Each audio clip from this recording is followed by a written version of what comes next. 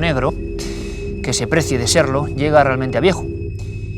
Y suelen morir jóvenes porque da la sensación de que esas fuerzas extrañas a las que están constantemente invocando para conseguir llegar a sus fines, acaban poseyéndolos.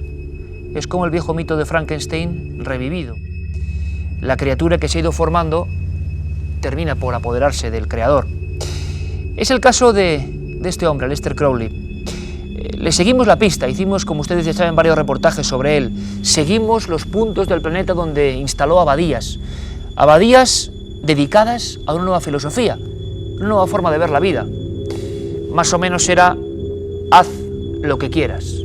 Ese credo que puede ser complicado, sobre todo cuando hacer lo que uno quiere implica, por ejemplo, el deseo de matar a otro. Libertad absoluta. Y eso prendió mucha gente. Y muchos seguidores hicieron auténticas tropelías. Seguimos la pista de toda esa documentación, de todas las invocaciones, de todo el conocimiento. Todavía hoy, este hombre, Aleister Crowley, sigue produciendo libros sobre su biografía, especialistas que intentan ver la verdad. La verdad, yo creo, un poco oscura e incluso pútrida, que se escondía detrás de este personaje. Eso sí, no cabe duda, uno de los más influyentes en el mundo mágico del siglo XX. Hace casi un año, Cuarto Milenio se desplazaba hasta Escocia, a la mansión del Mago Negro, a orillas del lago Ness. Aquí vivió a principios de 1900 el hombre más perverso del mundo. Boleskine House es hoy un templo de peregrinación para sus seguidores.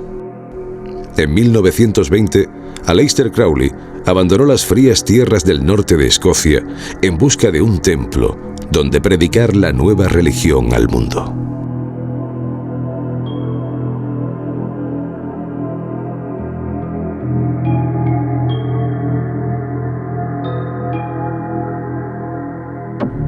Es posible que esta sea... Fundar la abadía de Thelema es la materialización de un sueño, porque él siempre ha querido montar un Vaticano de su nueva religión, ¿no?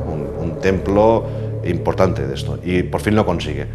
Evidentemente la realidad no se ajusta a sus sueños, al final lo que consigue es irse con 4, él preferiría que fuesen 4.000, pero son 4 que se van a Sicilia, a una cosa donde básicamente lo que hacen es morirse de hambre, porque no tienen ingresos, hacen 4 rituales al día y poco más, ¿no? Le persone de allora me dicevano que andaba... Ciertas personas me contaban que salía a pasear con sus mujeres, vestido de forma llamativa. Era una persona muy alta y un poco robusta, que llevaba un bastón rematado en una especie de anillo en forma de serpiente. Me decían también que llevaba puesto una especie de traje de obispo. Los obispos llevan cosas rojizas, verdes, cosas de este tipo. El testimonio de Pietro es fundamental.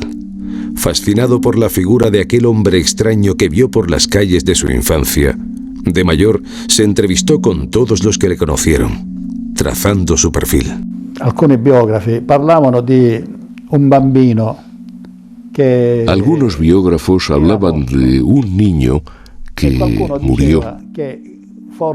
Y uno de ellos decía que posiblemente fue sacrificado en una de las ceremonias que hacían.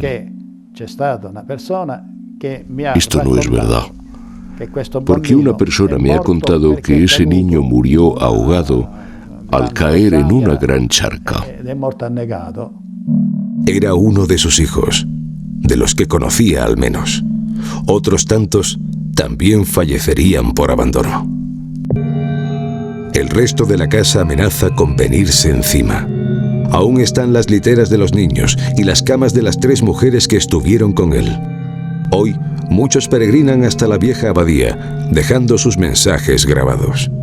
Aquí, en este pequeño altar original del mago, encontramos velas, un mechero, una púa de guitarra eléctrica y un bolígrafo. Naturalmente, la abadía de Thelema pues ha dado paso a muchas canciones. Yo me acuerdo, por ejemplo, sobre todo de Misery Machine de Marilyn Manson, o La Bestia 666 de Iron Maiden. Incluso Joe Frusciante, el guitarrista de Red Hot Chili Peppers, hizo un tema sobre la abadía que se llama, me parece, se llamaba también, invocaba los 3 seises, ¿no? Sabemos que en el año 74, Jimmy Page, líder de Led Zeppelin, vino hasta aquí y se llevó las ventanas pintadas por el mago. Por aquel entonces era propietario de Boleskine House. Otros también vendrían, llamados por la portada de este disco de los Beatles. Pero quien de verdad transmitió el mensaje del mago negro a toda una generación fue Kenneth Anger. Me fijé que John Lennon se había empeñado. Quizá era el paraíso psicodélico en el año 67. Y para todos estos músicos metidos en la droga, en el ácido y todo lo demás, Crowley significaba ser el padre y mucho más. Los años 60 es el espíritu de la libertad, y la frase vital de Crowley es haz lo que quieras. Y hay muchas canciones que dicen precisamente eso, haz lo que quieras. Y por eso Crowley fue definitivo entre toda esa generación de los años 60, todos los que tomaban LSD. Y Kenneth Anger incluso ya le puso imagen. Esta es la primera vez que regreso a la abadía de Thelema desde 1955, cuando en ese verano la alquilé durante 3 meses y yo trabajaba restaurando frescos pintados por Aleister Crowley en 1920. Esta es la puerta principal original de la abadía y en el exterior pintó en grandes letras haz tu voluntad, que era parte de su credo. Hacer su voluntad será toda la ley. Kenneth Anger, un cineasta de culto generacional. Siguiendo la pista dejada por Crowley 10 años después de su muerte, vino hasta la abadía en 1955 con una lámpara de petróleo y una firme voluntad. Durante 3 meses rascó las paredes para descubrir el mensaje debajo del estuco. Con la expulsión del mago de Cefalú, los vecinos encalaron la casa cubriendo las pinturas. Anger cogió una cámara y rodó todo lo que pudo rescatar. 50 años después, ha regresado a la abadía.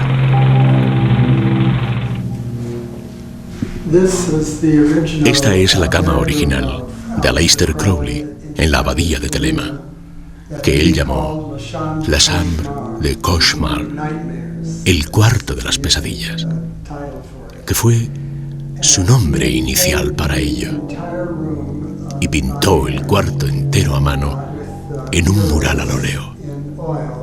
Y lo que encontré fue que donde el demonio había estado, alrededor había una línea de su poema Lía Sublime, que era el nombre de su mujer escarlata, su amante.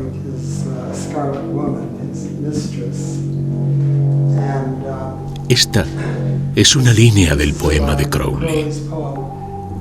Apuñala a tus demonios, sonríele a mi cerebro, empápame de coñac, coño y cocaína.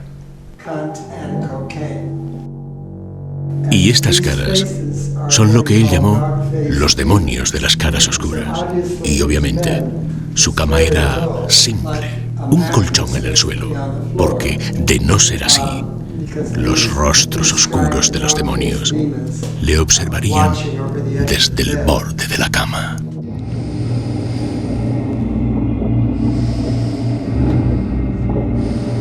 Aquí, una noche tras otra, Lea Hirsig y Crowley se inician en el opio y el sexo tántrico, con el fin de engendrar a un semidios, un nuevo Mesías.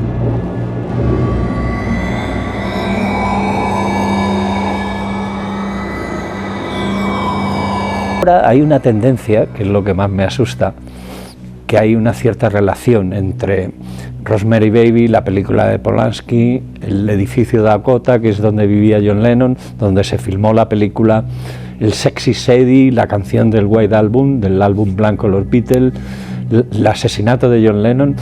Todo tiene una cierta correlación, igual como tú me contabas, con el accidente de Robert Plant precisamente en la isla donde está la famosa abadía, ¿no?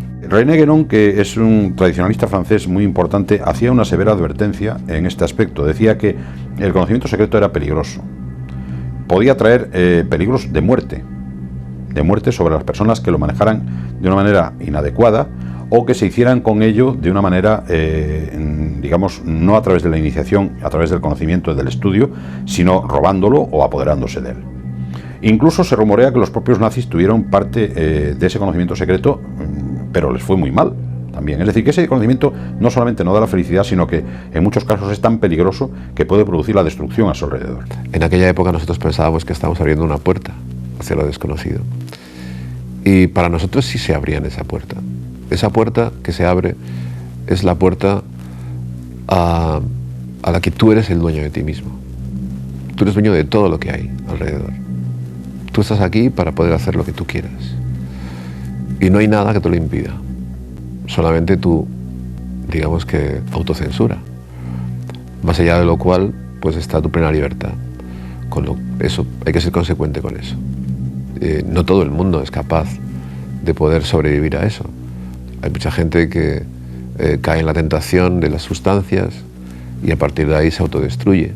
Sí que cuando te acercas a él, ya sea leyéndolo o haciendo una película o lo que sea, sí que se producen a tu alrededor fenómenos, no sé si extraños, pero hay como una especie de conjunción de astros curiosa, ¿no?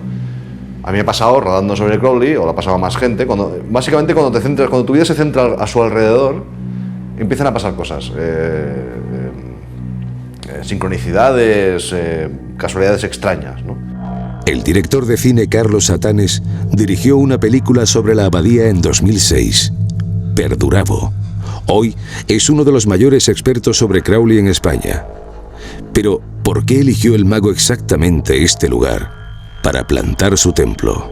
Ricordándose delle scalate che aveva fatto nel passato, recordando las escaladas del pasado, subía a lo alto de la roca donde hay un templo dedicado a Diana, construido entre los siglos X y XI a.C. Por tanto, un lugar importante. Y él iba allí porque se sentía atraído por por quien podía haber estado en esa especie de templo, donde, según algunos estudiosos, se rendía culto al agua. Parece ser que los misterios de Eleusis, que eran los misterios más sagrados de Grecia, que estuvieron funcionando durante prácticamente 1000 o 1000 y pico años, de los que no se sabe absolutamente nada más que unas relaciones superficiales, porque los auténticos iniciados en los misterios de Eleusis jamás revelaron el secreto de Eleusis, o sea, no se sabe nada de lo que hacían allí. Bueno, estos misterios al parecer fueron trasladados en tiempos de un emperador romano a Sicilia, concretamente, a esta parte del norte de Sicilia, que es donde está Céfalos. La religión de Crowley ha perdurado en el tiempo. Sus sedes más importantes se encuentran en Nueva York y en California. En Internet incluso se puede entrar en contacto con ellos e ingresar en la orden. Su postulado fundamental parece haberse suavizado con los años. Bueno, al final Crowley muere en la miseria, muy drogadicto. Es sorprendente que llegas hasta esta edad, porque Crowley muere a los 73 años, después de meterse una cantidad ingente de heroína y de otras drogas durante 50 años. Quiero decir que un 10% de lo que él se metía hubiera matado a un caballo.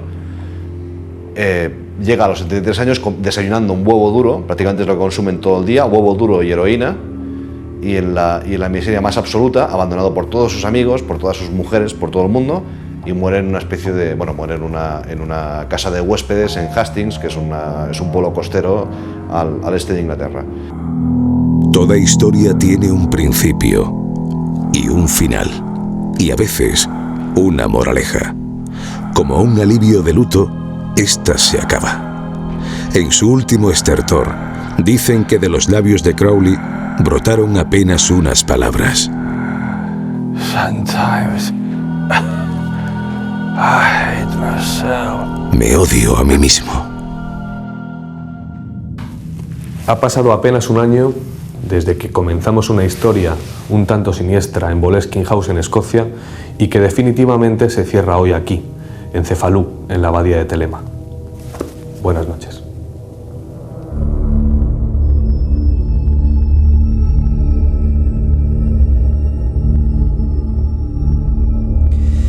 Nos propusimos en su día la misión de intentar saber la historia y la realidad que había de auténtico y qué de leyenda en torno al más célebre mago negro de los últimos años en el mundo, que tanto ha influido en figuras fundamentales de la cultura actual, de iconos todavía importantes.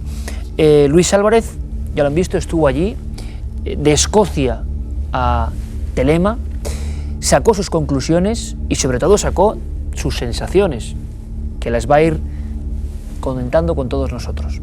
Hay algo curioso, hay algo interesante en todo esto, las imágenes profundas, terribles de las caras que siguen ahí pintadas por ese artista extraño. Viendo el reportaje de Luis, vienen muchas preguntas a la mente y una de ellas se la quiero hacer, una de esas preguntas, a mi compañero y amigo Sebastián Vázquez, editor de EDAF, de Arca de Sabiduría, una de las grandes colecciones que ha traído aquí este tipo de temas, siempre desde el rigor y la seriedad. Sebastián, buenas noches. Buenas noches, Iker. ¿Sabes por qué?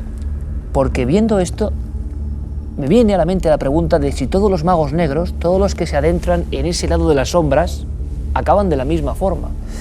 Parece que destruidos por esa energía primigenia que debe estar en algún sitio y que, como si fuera un Frankenstein, no acaba devorando a su propio creador. Así es decir, además dentro de la magia, es decir, no debemos olvidar que los inicios de Crowley en la orden de la Golden Dawn, esta orden practicaban la magia ceremonial, porque él en realidad lo que quería era ser un mago, y él se definía como un mago. Lo único que ocurre en un momento dado, penetra, como bien has dicho, en el lado oscuro, y ese lado oscuro tradicionalmente siempre ha devorado, siempre, a todos los que han pasado esa frontera. Tú me contaste una ocasión hace ya, pues fíjate, casi 10 años, en alguno de los primeros trabajos editoriales, cuando estábamos editando, me acuerdo perfectamente, mi primer libro, y hablando de brujería, de fuerzas oscuras, de personas que contaste que ni uno se salva, que todos acaban, de alguna forma, los que han sido tentados por ese lado, que imagino que en cierto momento de la biografía del mago llama a ese otro lado, ese lado animal, ese lado absolutamente brutal, se meten ahí y ya no salen. Sí, es de hecho, además, muchas personas que a nivel teórico han estudiado la magia, ojo, la magia concebida como religión antigua, es decir, el tipo de magia que puede ser magia simpática, en este caso él empezó practicando la magia ceremonial, pero es un viaje sin retorno, efectivamente, y se llama así, porque ese tipo de magia lo que procura es una inversión, es decir, retroceder a aspectos muy primitivos, muy viscerales, muy pasionales de la condición humana. Por eso Crowley se adentró tanto en la magia sexual, en el sexo, y aparte de su propia inclinación personal, las drogas, etcétera, etcétera. Y hay un momento, y Crowley, ojo que tampoco nos debemos equivocar con Crowley, es decir, él como conocedor de esoterismo posiblemente ha sido uno de los más grandes eruditos en lo que es el esoterismo del siglo XX, pero él inicia un viaje sin retorno. Mi opinión personal es que él lo sabe, hay un momento, lo sabe, que él se ha perdido y que además él sabe que no tiene redención. Entidades, mundos oscuros y un lugar donde al final acaban muriendo prácticamente de hambre, en la miseria. Luis nos contaba antes sus sensaciones ahí en la oscuridad viendo esas caras que surgieron, ¿no?, del otro lado del tiempo. Pero Luis, y el lugar en general, todavía quedan testigos, los hemos visto, esas personas que han vuelto, este cineasta que ha vuelto para rescatar, ¿no?, del olvido, del abandono, una obra que según ellos parece que sigue funcionando, un lugar donde había viejos templos antiguos de viejos cultos ancestrales. ¿Cómo es todo eso de Cefalú? Pues Cefalú es un pueblo precioso, con una energía muy parecida a la que tiene, por ejemplo, un lugar tan mágico como Ibiza. Y es curioso que la gente, cuando te habla de una cosa así, nosotros estuvimos toda una noche tratando de localizar esto. Este rodaje, al igual que el de Boleskine House, no estaba programado, lo sabes, porque estuvimos juntos en Italia, y era algo que no estaba dentro de los planes de rodaje, y sin embargo, bueno, decidimos hacerlo. De Palermo a Cefalú hay pocos kilómetros, unos 70, y encontramos casi de casualidad la abadía de Telema de noche. Yo no tenía ninguna esperanza de encontrar una casa abandonada, alejada en un pueblo de 10.000 habitantes como este Falú. Sin embargo, la encontramos, tampoco vamos a decir muy bien dónde está, porque hoy día es un centro de peregrinación. Al igual que pasa en Escocia. Al igual que pasa en Escocia, lo que sucede es que esta casa está abandonada y Boleskine House no. Con lo cual, ¿quién ha podido ir ahí? Nosotros, sorprendente es saltar la ventana de esa habitación de las pesadillas y ver que hay pinturas recientes de hace 2 días. Y ver que hay un altar, que además data de la época de Crowley, en el que hay pues una púa de guitarra, unas velas, un mechero, es decir, ahí va gente a hacer algo. Lo que no sabemos muy bien es qué. Sebastián, esas caras, ¿qué significan? Imagino que hablamos siempre en hipótesis, pero como conocedor riguroso, como estudio de lo que puede traernos antropológicamente, o de sabiduría, todo esto del ocultismo, ¿por qué esas caras, en esas posiciones? ¿Por qué ese aspecto grotesco, pero que desde luego, yo viendo el reportaje de Luis, aquí todos muy atentamente, le decía a Sebastián, caramba, y mira que he visto sitios sombríos y tenebrosos, pero esto está en el top 10, desde luego. ¿Por qué se hacía eso? ¿Para qué en ese lugar? ¿Y por qué quizá con esa disposición?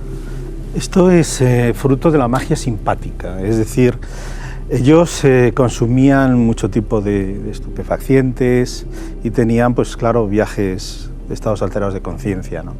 Entonces, las imágenes que veían anteriormente, Crowley lo dibujaba. De hecho, por ejemplo, ese retrato que hemos visto antes del alma muerta, ¿no? de Lea, es que, digamos, ese retrato de ella, que lo hace Crowley, lo pinta él, trata de recordar, ahí lo vemos, el espíritu de ella. Se habla incluso de alguna muerte. Siempre ha habido una leyenda en torno a muertes en esta abadía donde ha estado Luis Álvarez. Lo que yo no creo es que fuera... es decir, hubo uno de los discípulos que murió, pero hoy en día se sabe que se envenenó tomando agua que está infectada. Y el tema del niño igual. Es decir, yo no creo y estoy convencido que en Telema se hicieran los famosos rituales estos satánicos con derramamiento de sangre, todo esto. Es curioso porque viéndolo así dices, bueno, este mago negro autodestruido, llegando a un final terrible con inanición, viendo morir a algunos de sus hijos, ¿por qué tiene tanta influencia, es tan importante en figuras de la talla de John Lennon y otras que incluso, ya lo saben ustedes, pero lo vuelvo a decir, lo incluyen en las portadas más míticas de la historia del rock? ¿Qué pasa? Es más, hay una línea curiosísima, ¿verdad, Carmen?, entre este personaje y un lugar que sería como, de alguna forma, ese sitio urbanita, con un contexto sociocultural completamente distinto, ese lugar desvencijado, lleno de hambre y de suciedad, uno de los lugares importantes de Nueva York.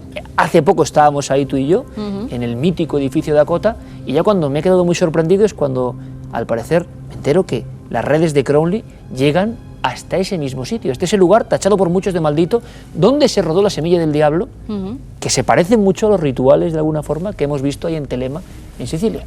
Un edificio construido en 1880, se le llamaba Dakota precisamente porque decían que era como irse al estado de Dakota, porque se encontraba como en las afueras de Nueva York. Antes no estaban todas esas construcciones, ahora está en pleno centro de Nueva York, en la 72 con Central Park.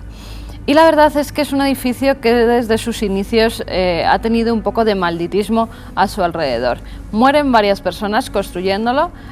También se dice que había casitas muy bajitas antes de ser construido en Dakota, y también había muerto una niña pequeña en épocas anteriores. Ahí surge la leyenda, qué curioso. Empieza a surgir ahí la leyenda, pero el edificio Dakota, cuando de verdad empieza a tomar relevancia, es cuando personas y personajes muy importantes comienzan a habitar esas viviendas, esos pisos de lujo, porque cuando estás delante del edificio Dakota te das cuenta de que es un edificio con ya muchos años, pero que no ha perdido ese lujo, aunque tiene algunos hierros, algunas caras que lo hacen bastante peculiar y temeroso para la gente que se acercaba allí.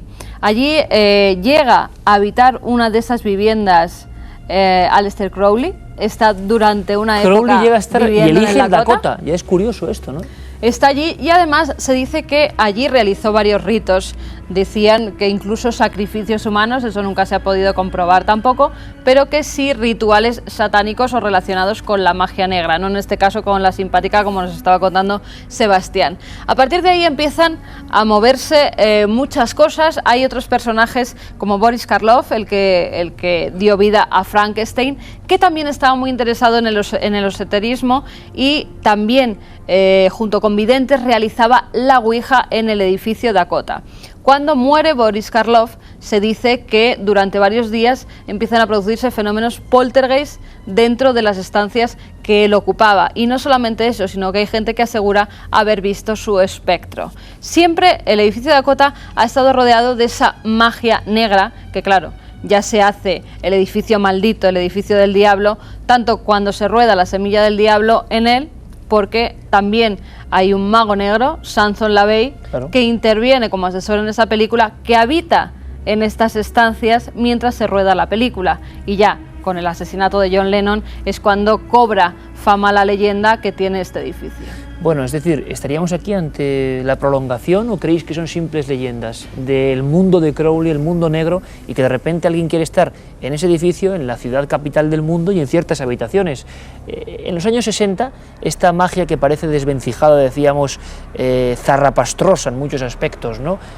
Violenta en otros, de repente como que cala especialmente en parte importante de la sociedad, en intelectuales, en cineastas, en escritores. Y yo creo que el vector fundamental de toda esta historia sería, es decir, quizá no sea Crowley el origen de todo esto, ¿no? Quizá haya otra gente que se haya sumado por una inercia, por un devenir histórico, social, llamémoslo como sea, y entre ellos están nombres tan importantes como, por ejemplo, Albert Hoffman, que en el 43 descubre el LSD, lo aísla, y le da ya, sería como... Recientemente fallecido, además. Eso es, además en abril, sería como una especie de chamán generacional. Hay un libro muy importante en esa época también que se lee y dará pues paso a grupos tan importantes como los Doors, que es Aldous Huxley. Las puertas de la percepción. Eso es. Y fijaos además cómo todo esto tiene al final una relación, porque Huxley escribe otro libro que se llama Do What You Will en el año 29, es decir, todo al final está más o menos hilado. ¿Qué sucede? ¿Cómo llega hasta ese estrato social del día a día, del común de los mortales? Bueno, la música siempre ha sido un vehículo perfecto para calar hasta lo más hondo, ¿no?, en las sociedades. Y tenemos varios ejemplos. Uno ya hemos visto la portada de Sgt. Pepper's, de los Beatles, ya tenían algún otro disco anterior también muy simbólico, pero ese quizá marca un antes y un después. Y luego están los Led Zeppelin y después está Black Sabbath. Y cómo no entre medias los Rolling. Kenneth Anger... en esa portada es John Lennon el que elige que esté allí Aleister Crowley. No quieren los demás del grupo. Claro. Sí, además, fijaos, Paul McCartney es John el que está especialmente imantado. Paul McCartney es el que dice, al que se le ocurre que pueden hacer esa portada con los personajes que cada uno quiera, a los que admiren. Y él, entre otros, eligió a Adolf Hitler, pero al final no lo metieron en esa portada, pero sí que incluyeron a Aleister Crowley, porque John Lennon se empeñó. Bueno, lo que estaba claro es que hay mucha gente, desde el primer viaje de Luis Álvarez a las orillas del lago Ness, aquel lugar, recuerdan, que estaba como muerto, que todo alrededor de esa casa de Boleskine House estaba como yermo de vida. En fin, la magia negra, la magia oscura, la densidad que existe por ahí, en la que algunos penetran. Terminamos así este bucle un poco maléfico, que tanto interesó a los espectadores en aquella ocasión, espero que ahora también, sobre uno de los magos negros, entre comillas, que más ha influido en figuras importantísimas que ahora influyen en mucha gente. Así que hay que ir a la raíz. Influyendo, Iker, en muchos músicos de hoy en día siguen siguiendo a este personaje oscuro y lo nombran tanto en sus letras como en sus canciones, como en su filosofía de vida. Bueno, hay una serie de claves, un puzzle negro, sin duda alguna, y que seguiremos, si ustedes quieren, desentrañando. Desde luego Luis Álvarez ha estado en unos lugares que ponen los pelos de punta y que es difícil olvidar esos rostros, esas caras. Gracias como siempre, Sebastián Vázquez, amigo. Gracias a ti, Iker. Gracias, Luis. Muchas gracias, Iker, pero no quería despedirme sin decir una cosa que yo creo que es casi clave para comprender qué es lo que trató de hacer Crowley y qué es lo que contagió al resto de músicos que todavía hoy perduran en nuestra historia. Estas son unas frases que dijo al Evening Standard, a una periodista del Evening Standard, John Lennon. Fijaos lo que dice porque tiene un grandísimo peso y un grandísimo valor. Él dice: el cristianismo desaparecerá, perderá influencia y se desvanecerá. No necesito discutir sobre eso. Tengo razón y el tiempo lo probará. Nosotros, los Beatles, somos ahora más populares que Jesús, no sé qué desaparecerá antes, el rock and roll o el cristianismo. Jesús estaba muy bien, pero sus discípulos eran vastos y ordinarios. Que distorsionen su lenguaje es lo que lo arruina para mí. Creo que al final esa es la clave, Iker, que hay toda una generación de gente que se ha quitado la moral de encima y ha tratado de encontrar su camino de otra forma, que se inició allá en mayo del 68 en Europa y en Woodstock en Estados Unidos un poquito después. Toda una generación influida por este personaje, influenciada por este personaje realmente extraño por él y un poco por las siniestro. drogas que nunca han abandonado. Que nunca han abandonado como método de aprendizaje realmente peligroso.